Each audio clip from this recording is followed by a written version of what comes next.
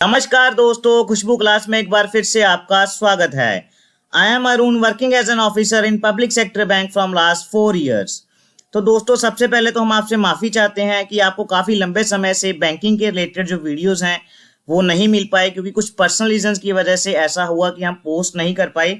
लेकिन अब से आपको ऐसी प्रॉब्लम नहीं आएगी। आपको बैंकिंग के रिलेटेड वीडियोस, नए नए नोटिफिकेशंस और कैसे तैयारी करनी है इंक्लूडिंग इंटरव्यू प्रेपरेशन, आपको ऐसे वीडियोस रेगुलर बेसिस पे मिलते रहेंगे।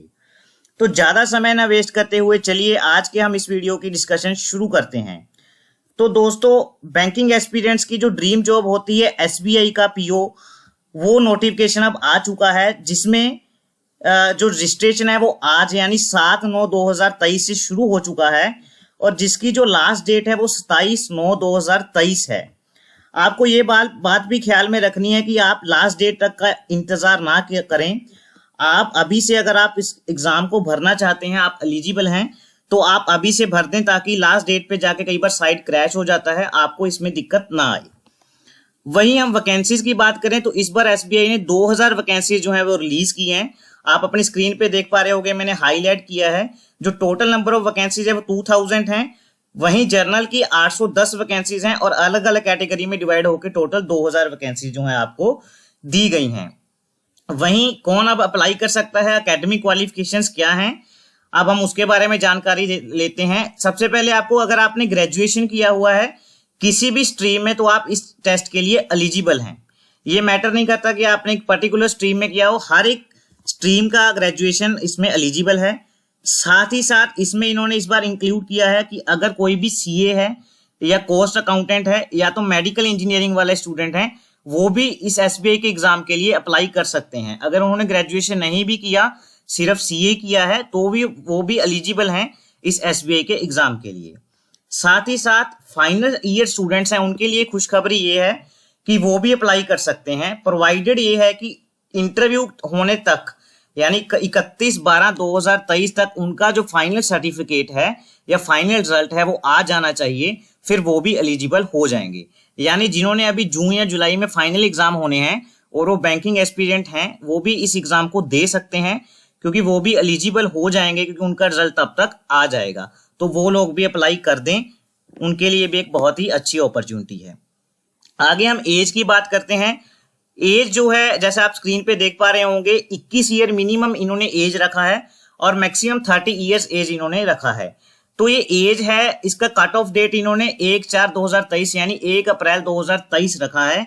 अगर आप 1/4/2023 के बाद 31 ईयर के हो रहे हो तो वो मैटर नहीं करेगा, फिर भी इस टेस्ट के लिए एलिजिबल रहेंगे। इसके बाद हम बात करते हैं सिलेबस की, कि इसका सिलेबस क्या रहेगा। तो दोस्तों, जैसा बैंकिंग एक्सपीरियंस को अक्सर सिलेबस होता है, जैसे आईबीपीएस पीओ में, आईबीपीएस क्लर्क में, सेम इसका सिलेबस वैसा ही है, लेकिन थोड़ा थर्ड पार्ट में अलग है, वो डिस्कस करते हैं। सबसे पहले प्रीलिमिनरी एग्जामिनेशन आपका 100 मार्क्स का होगा, जैसे आईबीपीएस में होता है। English language, quant and reasoning, तीनों को मिला के 100 मार्क्स का आपको एग्जाम मिलेगा, जिसके लिए आपको 1 आवर का टाइम मिलेगा। English 30 marks, quant 35 and reasoning 35 marks की जो है वेटेज रखेंगे। इसमें आपको लगभग, जैसे नोटिफिकेशन बता रहा है, 10 टाइम जो है कैंडिडेट्स को बुलाया जाएगा मेंस के लिए। फिर मेंस में आपको वैसे ही जैसे आईबीपीएस पीओ में होता है, 4 जो हैं वो सेक्शन आएंगे, जिसमें एक अलग सेक्शन ऐड हो जाएगा banking awareness and general economy. इस तरीके से आपको 155 क्वेश्चन पूछे जाएंगे, जो 200 मार्क्स की जो है वेटेज रखेंगे। जो भी कैंडिडेट इससे क्वालिफाई करता है उसका डिस्क्रिप्टिव पेपर चेक होगा। अगर कोई इसमें से नहीं क्वालिफाई होता है तो उसका डिस्क्रिप्टिव पेपर जो है वो नहीं खुलेगा। ये ध्यान रहे कि मेंस में आपको ये चारों जो सेक्शन है इसका और डिस्क्रिप्टिव का पेपर साथ ही साथ होगा। पहले वो चारों सेक्शन का पेपर खत्म हो जाएगा, उसके एकदम बाद 5 से 7 मिनट का गैप होता है, साथ ही साथ जो है डिस्क्रिप्टिव पेपर जो है वो शुरू हो जाता है। अब इसमें आईबीपीएस पीओ और एसबीआई पीओ में फर्क कहाँ आता है? फाइनल जो साइकोमेट्रिक टेस्ट होता है, क्योंकि आईबीपीएस में सिर्फ इंटरव्यू के बारे में जो है वो इंटरव्यू लिया जाता है, लेकिन यहाँ साथ में आपसे जीडी भी एक टॉपिक रहता है। आपको एक टॉपिक दे दिया जाता है, फिर ग्रुप डिस्कशन में डिस्कशन किया जाता है, उसके बेस पे आपको जो है मार्क्स दिए जाते हैं। ये बात भी आपको ख्याल में रखनी है कि जो प्री है ये सिर्फ क्वालिफाइंग नेचर का होता है और मेंस और इंटरव्यू के मार्क्स को जोड़ के फाइनल मेरिट काउंट की जाती है। जहां पे मेन 75% और इंटरव्यू 25% का जो है वो वेटेज रखता है।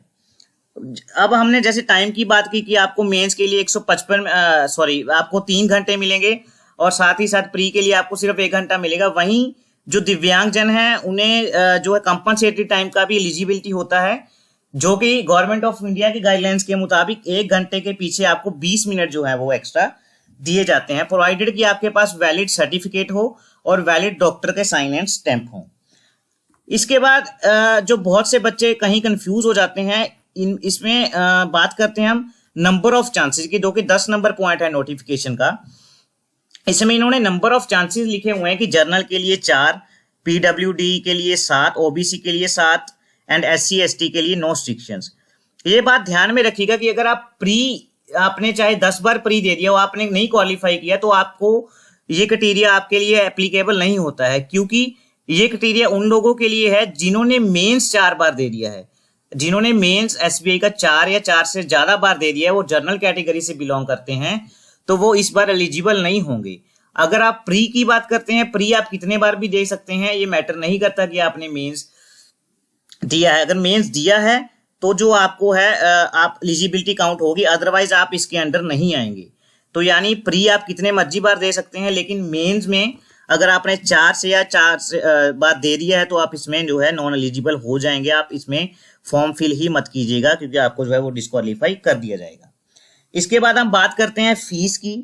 जो फीस रहती है वो जनरल, EW एंड OBC के लिए रहती है 750 रुपए। वहीं SC ST and PWD candidates के लिए जो फीस है वो बिल्कुल नील रहेगी, उनसे इंटीमेशन चार्जेस भी नहीं लिए जाएंगे। इसके बाद हम बात करते हैं सैलरी, जो कि एक बहुत ही महत्वपूर्ण पॉइंट रहता है कि हमें सैलरी क्या मिलेगी इतनी तैयारी करने और पेपर क्लियर करने के बाद। तो सैलरी जो है बाकी PSU के मुकाबले SBI में काफी ज्यादा है। ज्यादा कैसे है, क्योंकि जो बाकी PSU की मैं अगर बात करूं तो 36,000 बेसिक पे से स्टार्ट होता है। वहीं SBI आपको 4 एडवांस इंक्रीमेंट पहले से ही दे देता है, यानी 36,000 के मुकाबले 41,960 से जो है आपका SBI का पे स्केल जो है वो स्टार्ट होता है। यानी लगभग मैं बात करूं 5100 का तो आपको इंक्रीमेंट ही अलग से मिल जाते हैं, और साथ ही साथ अलग से उस पर DA वगैरह जो लगता है, तो आपको 10,000 का फर्क पड़ जाता है पर मंथ के हिसाब से अगर देखें बाकी PSU के मुकाबले में। वहीं आपको फर्नीचर, मेडिकल, LTC, NPS और बहुत सी ऐसी फैसिलिटीज हैं जो बाकी बैंक्स के मुकाबले काफी अच्छी हैं SBI में। लेकिन ये भी प्रेशर भी थोड़ा बहुत ज्यादा है SBI में बाकी बैंकों के मुकाबले, लेकिन सैलरी वाइज देखें तो SBI सबसे बेटर है बाकी पब्लिक सेक्टर बैंक्स के मुकाबले। तो हमने फीस भी डिस्कस कर ली है। अब जो सबसे जरूरी पॉइंट्स है वो सारे इस वीडियो में डिस्कस हो चुके हैं। अगर आपको फिर भी इस वीडियो के रिलेटेड कोई भी प्रॉब्लम है तो नीचे कमेंट सेक्शन में आप कमेंट कर सकते हैं। साथ ही साथ मैं नीचे डिस्क्रिप्शन बॉक्स में अपना व्हाट्सएप ग्रुप का लिंक और टेलीग्राम ग्रुप का लिंक दे रहा हूँ, वहां हम नोटिफिकेशन पोस्ट करते रहते हैं। आप वहां पे भी जुड़ जाइए ताकि आपका कोई भी ऐसा टेस्ट ना मिस हो जिसमें आपको पता ही ना चले कि नोटिफिकेशन आया था, कब आया और कब चला भी गया। वहां आप चेक करते रहिए। ग्रुप ज्वाइन करने में आपको 1 सेकंड से भी कम का समय लगेगा। आप ज्वाइन कर लीजिए और यूट्यूब चैनल को सब्सक्राइब कर दीजिए। तब तक के लिए thank you and bye bye.